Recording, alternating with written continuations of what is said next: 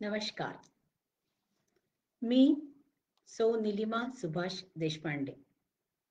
आषाढी कार्तिकी वारी महामंडळाच्या वतीने सुरू असलेल्या ओळख संतांची या अप्रतिम सुंदर कार्यक्रमाचा आज 172व्या फुलाचा सुगंध मी आपणापर्यंत पोहोचवण्याचा प्रयत्न करीत आहे.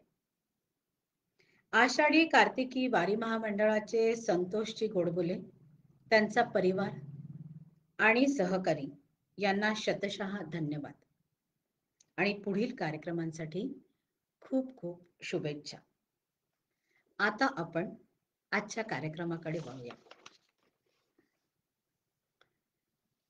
शुकासारिखे पूर्ण वैराग्य जाचे, वसिष्ठा परिज्ञान योगेश्वराचे, तया वाल्मिका सारिखा मान्य ऐसा, नमस्कार माझा सद्गुरु रामदासा.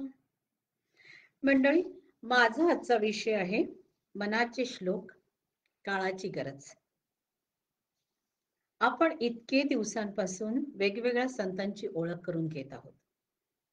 प्रत्येक संताचं स्वतःच असं एक वैशिष्ट्य आणि त्यातच मराठी भाषेतील संत पंचक म्हणजेच संत श्रेष्ठ ज्ञानेश्वर माऊली, संत एकनाथ, संत नामदेव, संत तुकोबा आणि संत रामदास स्वामी, हे सगळेच आपल्याला हरिभक्तीचा, सुविचारांचा, सदाचाराचा प्रसार करणारे आणि अध्यात्माची वाट दाखवणारे. असं असलं तरी सुद्धा संत रामदास स्वामींनी रामभक्ती, मारुतीची उपासना या महत्वाच्या गोष्टी प्रपंचात राहून व्यवहाराच्याच बैठकीवर परमार्थाची साधना कशी करावी याचा वस्तुपाठच त्यांच्या वाङ्मयातून दिलेला आहे. मनोबोध म्हणजेच समर्थांचे मनाचे श्लोक अत्यंत असे लोकप्रिय. हे 205 श्लोक हा समर्थांचा ग्रंथ म्हणजे अनमोल मोत्यांची दाणे.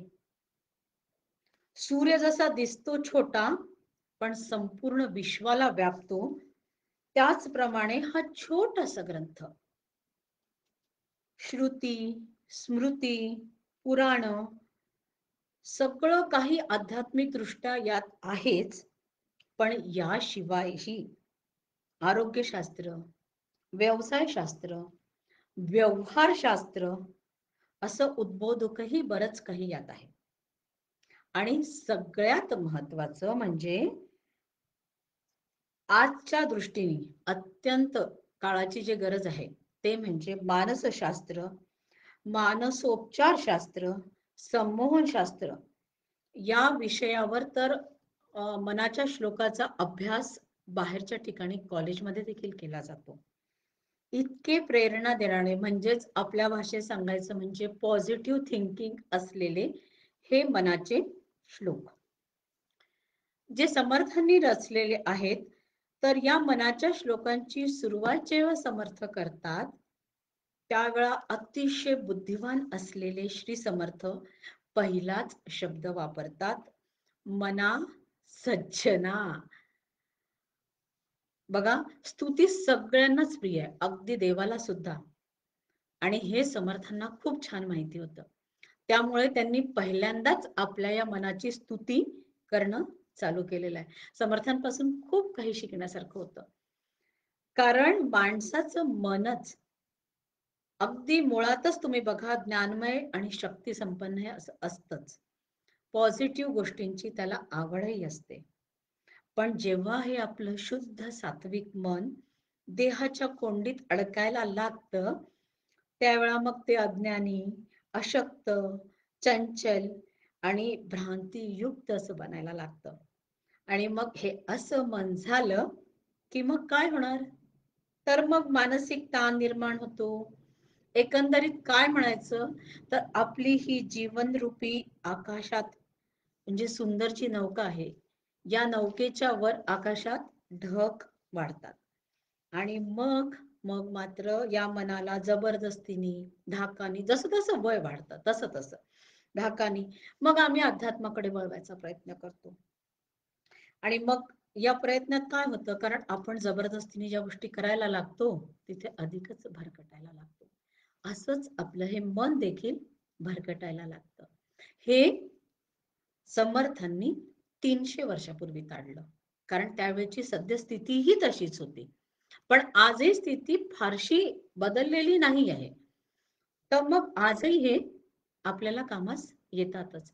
म्हणजे थोडक्यात सांगायचं आणि आजच्या भाषेत सांगायचं तर आपलं हे मन कन्फ्युजन व्यक्तीसारखं. म्हणजे आपण म्हणतो ना, ती पर्सनॅलिटी काय होतं, अरे यार ती पर्सनॅलिटी कन्फ्युज्ड आहे.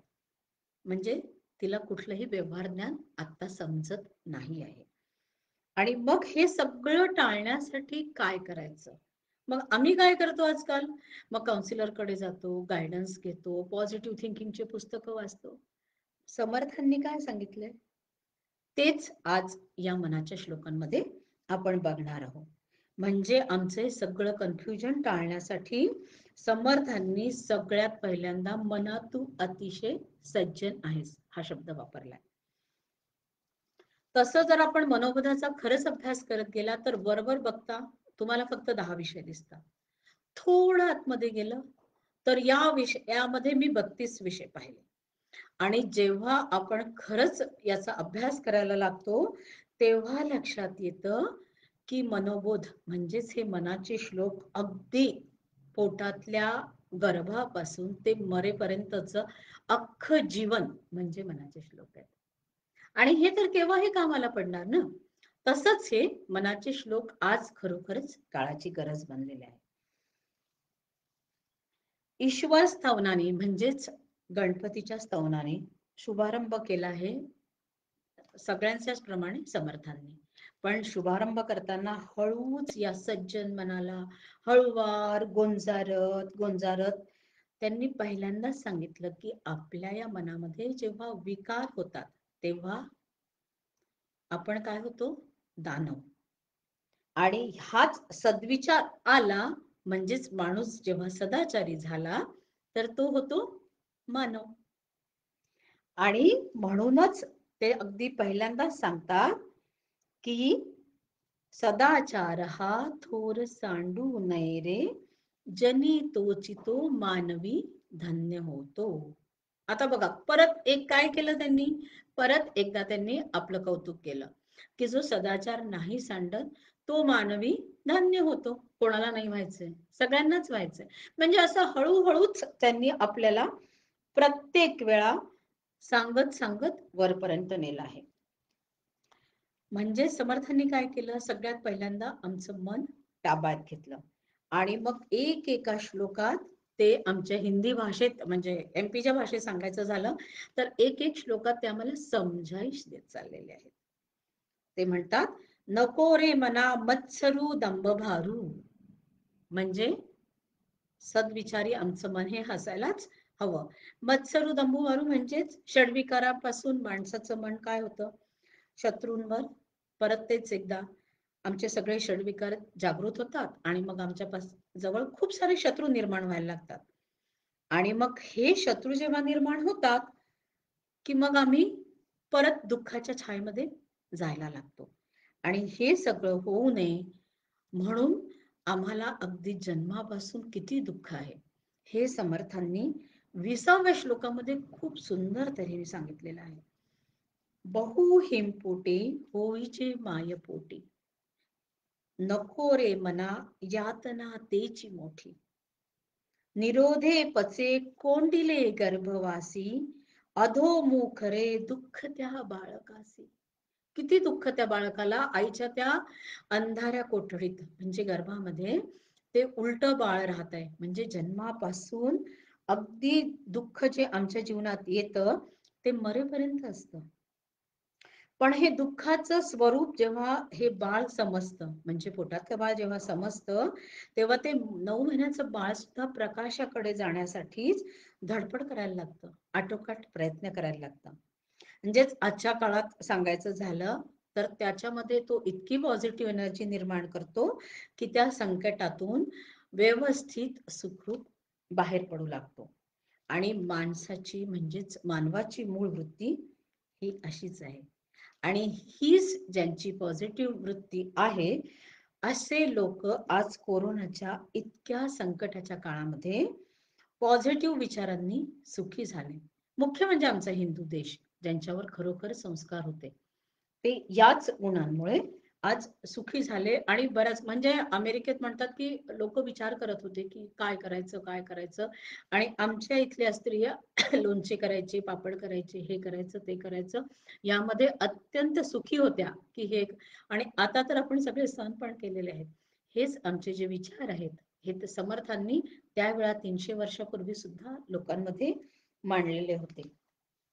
तर असे हे सगळे विचार जेव्हा त्यांनी आम्हाला सांगितले, त्यावेळा समर्थांनी आम्हाला काय केलं सांगताना, हळूहळू खालच्या पायरीपासून म्हणजे अगदी आईच्या पोटापासून ते आम्हाला अगदी शेवटच्या पायरीपर्यंत समजवत समजवत हळूवारपणे आमच्या मनाला भुरळ घालत घालत आम्हाला परमात्म्यापर्यंत जायचा मार्ग शोधून दिला आहे.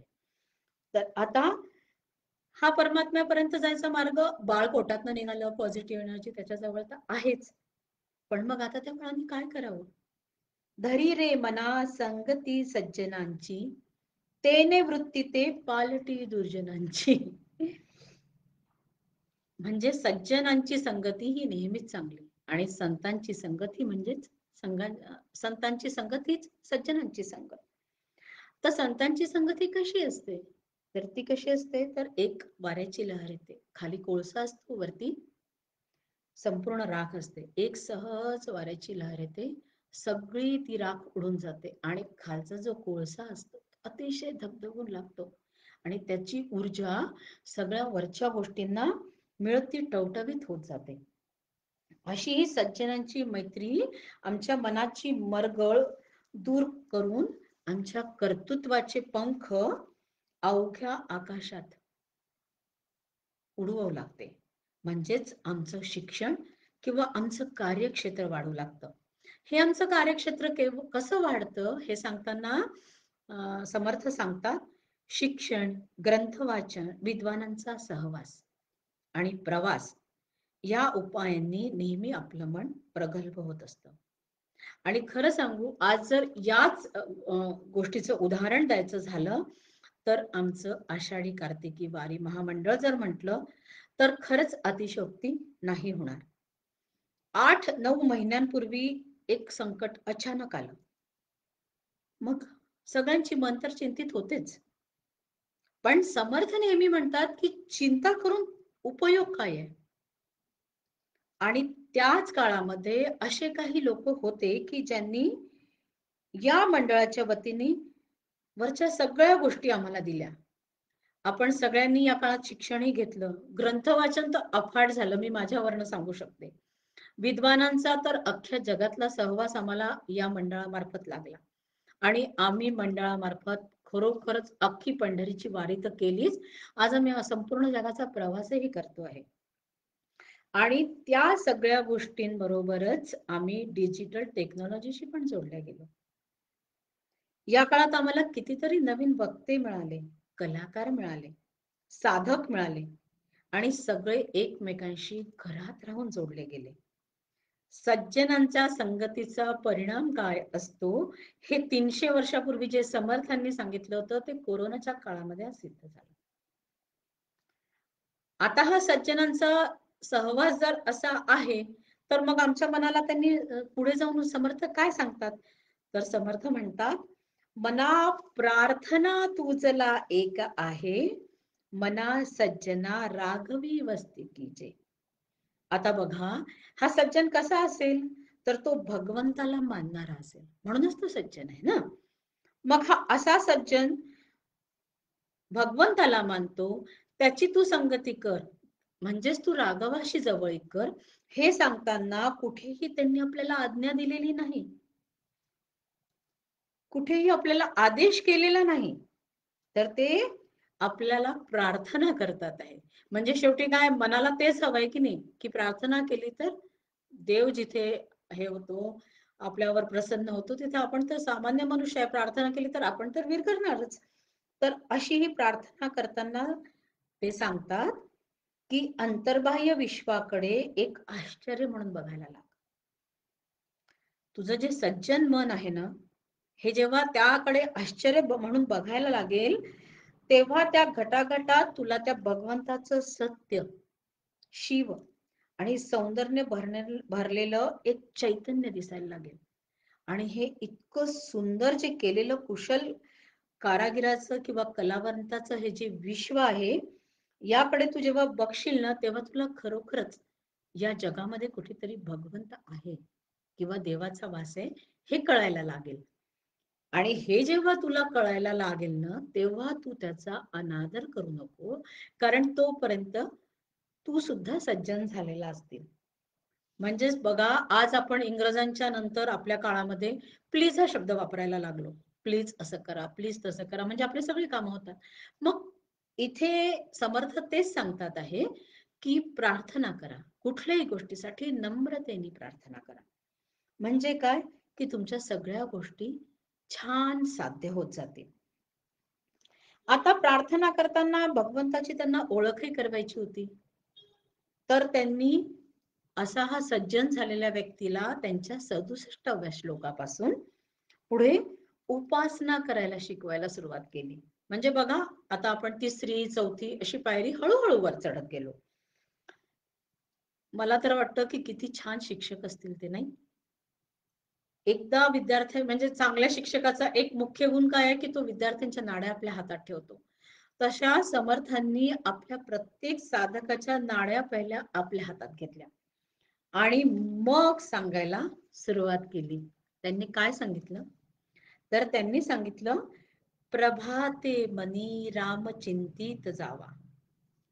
म्हणजेच काय? हे सज्जनांनो, सकाळी उठल्यानंतर रामाला आठवा. कारण या रामाला तुम्ही जेव्हा आठवता, तेव्हा तुम्ही हा कठीण असा भवसागर सहज तरून जाता. अशक्य ते शक्य करिता सायास.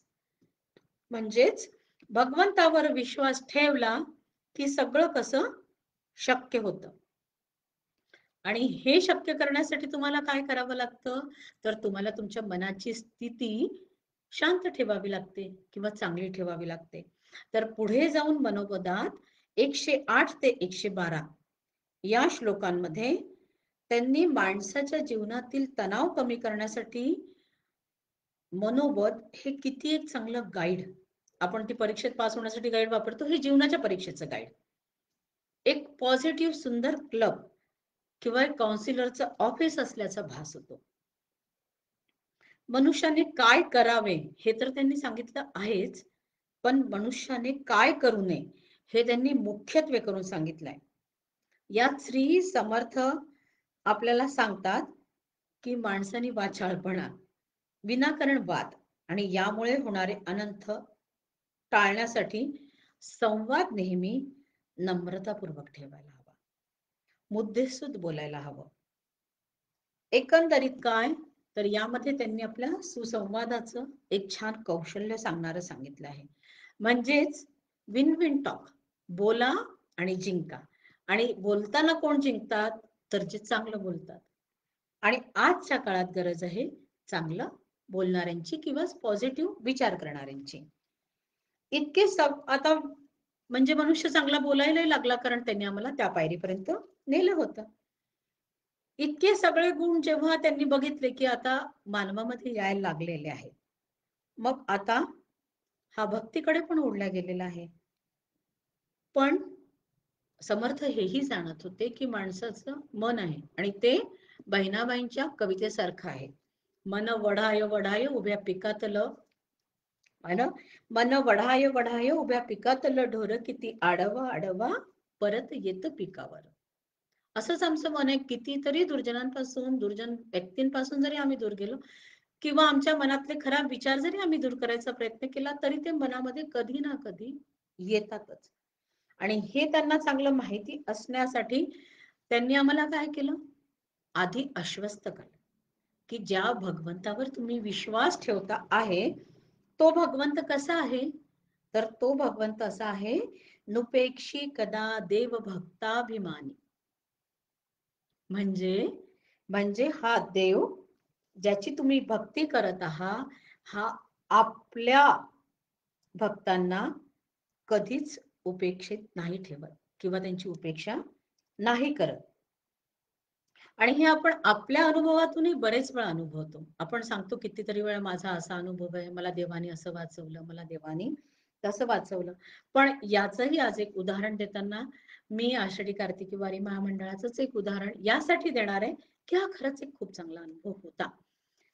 आज जेव्हा दिवाळी पहाट किंवा वैकुंठ नायका एक नृत्याविष्कार किंवा अभंगवाणी किंवा सांज सूर असे 3 प्रोग्राम अतिशय भव्य प्रमाणात यावर झाले आपल्या या आषाढी कार्तिकी वारी महामंडळावर.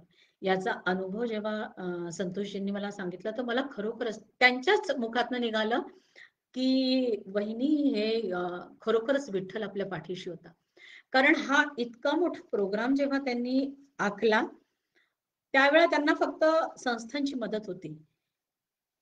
आणि पण ती संस्थांची मदत असताना त्यांनी कशाप्रकारे आणि किती उत्कृष्ट मदत केली, तर कधी न ऐकलेल्या असे अभंग त्यांच्याजवळ आले, जे मोठ्या-मोठ्या गायकांनी गायलेले होते. आणि हा प्रवास जो मी सांगते, हा फक्त 5 ते 7 दिवसांचा होता. या अभंगांवर अप्रतिम असे नृत्य साकारले गेले. त्यावर अतिशय सुंदर असे निवेदन झाले. अभंग गायन आणि त्याचेही निवेदन अतिशय सुंदर झाले. अप्रतिम वाद्यांचा असा सूरसंगम झाला आणि हे या सगळ्या गोष्टींमध्ये जवळपास 150 लोकांना वारी महामंडळाने सामावलं होतं. 150 लोकांचे व्हिडिओ करणं, 150 लोकांना सोबत आणणं, 150 लोकांसोबत समन्वय साधणं आणि हेही 5 दिवसांमध्ये. वेगवेगळ्या ठिकाणी जाऊन वेगवेगळ्या गोष्टी करणं आणि सगळ्यात महत्त्वाची म्हणजे हा संपूर्ण कार्यक्रमाचं मिक्सिंग करून कितीतरी जगातल्या लोकांना दिवाळीच्या दिवशी घरी बसून आनंद दिला. जवळपास 25,000 लोकांनी हा प्रोग्राम पाहिलेला आहे. आणि त्यावेळेला जवळपास 6,000 ते 7,000 लोकं लाईव्ह देखील होती, जो आपल्या दिवाळी पहाटचा कुठल्याही कार्यक्रमात आत्तापर्यंत नसतील. खरोखरच देव सोबतीला असतो हे त्या दिवशी त्यांनी जे मला म्हटलं, ते मला अक्षरशः हे लिहिताना आज जाणवलं, की देव सोबत असतोच आणि तो आहे. आणि हे आम्हाला समर्थ मनाच्या श्लोकांमध्ये वारंवार सांगतात, की तुम्ही देवावर विश्वास ठेवा, तो तुमची उपेक्षा कधीच करणार नाही. आणि जेव्हा आपण देवावर विश्वास ठेवायला लागतो, तेव्हा मनुष्यामध्ये ज्ञानाची हळू-हळू प्रगती होत जाते. हेही समर्थ सांगतात. आणि जेव्हा या सगळ्या गोष्टींमध्ये त्यांनी 132व्या श्लोकापासून हा ज्ञानी मनुष्य कसा असतो? तर हा ज्ञानी मनुष्यला त्यांनी उपमा दिलेल्या आहेत, की हा योगी राणा असतो, हा योग्यांचा राजा असतो, योगांचा मुकुटमणी असतो. पण मंडळी, हे फक्त संत असू शकतात.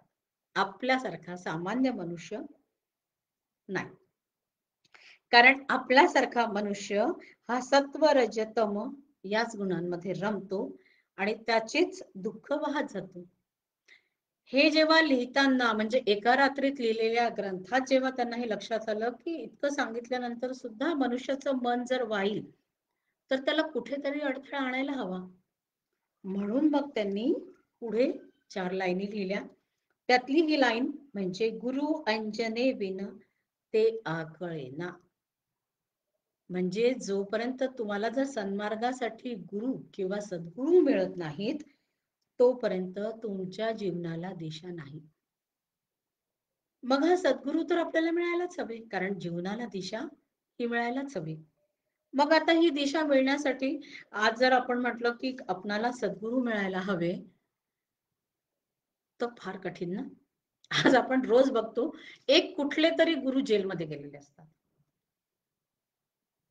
फार भयंकर स्थिती आहे ही. पण हे सुद्धा समर्थांनी त्यावेळा मनाचे श्लोक लिहिताना जाणलं होतं, की पुढे जाऊन ही परिस्थिती कशी येणार आहे. तेव्हा त्यांनी या गुरुचं जे वर्णन केलं होतं, म्हणजेच खोट्या गुरुचं सुंदर वर्णन आहे. त्याचं वर्णन करताना त्यांनी लिहिलं आहे, गुरु पाहता पाहता लक्ष कोटी, बहुसाल मंत्रावळी शक्ती मोठी. मनी कामना चेटके छात माती, जनी व्यर्थ रे तो नवे मुक्तिदात. असा गुरु नसतो, म्हणजे सद्गुरु तर निश्चितच नसतो. म्हणून आज सगळ्यांना म्हणजे ते आज खरं तर मनाच्या श्लोकाच्या वतीने ही कळकळीची विनंती आहे की आपण सद्गुरु शोधताना खरोखरच या सगळ्या गोष्टींचा विचार करायला हवा. मग त्यांनी सद्गुरूचं सुद्धा वर्णन केलंय. सद्गुरूचं वर्णन करताना ते सांगतात, जनी भक्त ज्ञानी विवेकी विरागी. म्हणजे कसा असावा, किती सुंदर वर्णन आहे. जनी भक्त ज्ञानी विवेकी विरागी, कृपाळू मनस्वी क्षमावंत योगी, प्रभू दक्ष व्युत्पन्न चातुर्य जाणे, तयाचे नियोगी समाधान बाणे. पहा की त्या काळामध्ये त्यांना माहिती होतं की गुरूंविषयी सुद्धा मला इतकी माहिती द्यायची आहे. खरंच आजच्या काळाची गरज आहे नाही मंडळी. खरं सांगू का, तर मनोबोध हा ग्रंथ म्हणजे याची देही याची डोळा, सुखी कसं होता येईल हे सांगणारा एक अद्भुत ग्रंथ आहे. सुख म्हणजे नक्की काय असतं, आपण ते टीव्ही मध्ये बरे पाहतो ना, सुख म्हणजे नक्की काय असतं. तर खरं सांगायचं तर सुख मानण्यावर असतं, तेही तुमच्या आमच्या मानण्यावर. पण तरीही सद्गुरु मार्फत हे सुख कसं असावं याचे अनेक पैलू समर्थांनी उलगडलेले आहे. आम्ही हेही केलं. आम्ही समर्थांच्या इच्छेनुसार एक चांगला सद्गुरू पण बघितला. तरीही शेवटी मानवी मन. ते काय म्हणतं, बाबारे आम्ही सद्गुरू पण बघितले, पण तरीही आम्हाला भगवंत कसा आहे हे माहितीच नाही अद्याप तरी. मग हे सांगा की हा देव दिसतो तरी कसा. आणि हेही समर्थांना माहिती होतं. आणि शेवटी मग 195व्या श्लोकापासून समर्थांनी या साधकाच्या प्रश्नांची म्हणजेच आमच्या मनातल्या प्रश्नांची उत्तर द्यायला सुरुवात केली. तेव्हा ते सांगतात की हा देव कसा असेल, तर हा देव आहे, वसे हृदयी देव तू जाण ऐसा, नभाचे परी व्यापकू जाण तैसा, सदा संचला येत ना जात काही, तया विन कोठे रिता ठाव नाही. आकाशापुढे ज्याचं व्यापक पण थिट पडतं, असा सूक्ष्म अणुरेणूत भरलेला हा भगवंत म्हणजे कुठे, तर तुमच्या माझ्या प्रत्येकात असलेला म्हणजेच तो भगवंत. इथपर्यंत त्यांनी सांगितलं, पण त्याचं पुढे त्यांनी 201 ते 204 याच्यामध्ये एक अद्भुत असं सुंदर वर्णन देखील केलेलं आहे. तेव्हा त्यांनी या भगवंताचं अंतःकरणात दर्शन कसं घ्यावं हेही सांगितलेलं आहे. आणि शेवटी त्यांचा हा 205वा श्लोक, आणि 205व्या श्लोकाला मनाच्या श्लोकाची फलश्रुती म्हणतात. पण खरं सांगायचं तर हे आपलं अख्खं जीवन आहे. त्यात त्यांनी सांगितलेलं आहे, मनाची शते ऐकता दोष जाती, मती मंदते साधना योग्य होती, चढे ज्ञान वैराग्य सामर्थ्य अंगी, म्हणे दास विश्वासता मुक्ती भोगी. असे हे 205 श्लोक. आणि यातील दुसरं चरण म्हणजे हे 205व्या श्लोकातलं दुसरं चरण. वर बघता तर आम्हाला हेच वाटतं की आमच्या बुद्धीचं जडत्व कमी होऊन त्याला तेज प्राप्त होते. पण मनाचे श्लोक बालवयापासून शिकण्याचं रहस्य काय होतं ते मला यात सापडलं. कारण बालपणापासूनच आपल्याला प्रपंचाची बुद्धी ही उत्तम असते. आपल्याला हट्ट कळतात, आपल्याला तुझं माझं कळतं, पण त्या काळात आपल्याला फक्त आपला जन्म मरणाचा वेढा काय आहे हे कळत नाही. आणि यातच आपलं वय हळूहळू वाढत जातं. परंतु लहानपणी शिकलेले हे श्लोक मोठेपणी कधीतरी एकांतात आठवतात आणि मग ते आपल्याला सन्मार्गावर नेऊन सद्गती प्राप्त करून देतात. आणि त्यावेळा मनुष्य नामस्मरण, नित्य नैमित्तिक साधना, आणि आमचं मन कसं पवित्र होईल, आमचं ज्ञान, वैराग्य, सामर्थ्य हळूहळू कसं विकसित होत जाईल आणि आम्ही जीवनाच्या परमोच्च सुखावर कसे पोहोचू. श्रेष्ठ पुरुषार्थ जो मोक्ष आहे तो आम्हाला कसा प्राप्त होईल याकडे जाऊ लागतो. म्हणजेच काय, तर समर्थांनी या 205 श्लोकरूपी श्लोकांमध्ये झगझगत्या दिव्याच्या प्रकाशात आम्हाला भक्ती मार्गावर कसे बिनधास्त पावलं टाकता येतील, किंबहुना आमचा हा मनोबोध म्हणजे एक तेजमयी सूर्य आहे ज्याच्या प्रकाशात आम्ही चालू शकतो, इतकं सुंदर आम्हाला सांगितलेलं आहे. छोट्या छोट्या गोष्टी जर सांगायच्या झाल्या तर आज आम्ही श्लोकांचं एक मुलांचं, लहान मुलांचं प्रतियोगिता नाही, पण आषाढी कार्तिकीवर रोज घेतो. जवळपास 90 मुलांनी यामध्ये भाग घेतलेला आहे. छोटी छोटी 4 वर्षांची एक देशपांडे नावाची मुलगी होती. 4 वर्षाच्या मुलीनी संपूर्ण रामरक्षा, संपूर्ण आंबेडकरी न पाहता आणि सुंदर प्रस्तुती दिली. आज जर असेच पालक जे आता आमच्या सोबत आषाढी कार्तिकीवर मुलांना आपल्या प्रस्तुत करत आहे, असे पालक जर आमच्या या हिंदू राष्ट्रात असतील तर खरंच आम्ही म्हणजे आमच्या या संतांच्या जगामध्ये खूप पुढे निघून जाऊ आणि बरेच काही करू शकू, कारण याचमुळे आम्ही विज्ञानातही समोर जातोय. बरं, समर्थांनी आम्हाला फक्त अध्यात्माकडे जा हेही नाही सांगितलेलं आहे. ठकासी व्हावे ठक, महाठकासी महाठक, हे आमच्या प्रधानमंत्र्यांनी आत्ताच चीन सोबत सिद्ध केलेलं आहे. किंवा प्रपंच आधी करावा प्रपंच नेटका मग जावे परमार्थ, हेही त्यांनी आम्हाला सांगितलेलं आहे. म्हणजे आम्हाला समर्थ कुठूनही आमच्या गोष्टींपासून वेगळं करून अध्यात्माकडे जायला नाही सांगत आहे. तर आमच्या या संसाराच्या बैठकीवरच तुम्ही परमार्थ कसा साधाल याकडे जायला सांगत आहेत.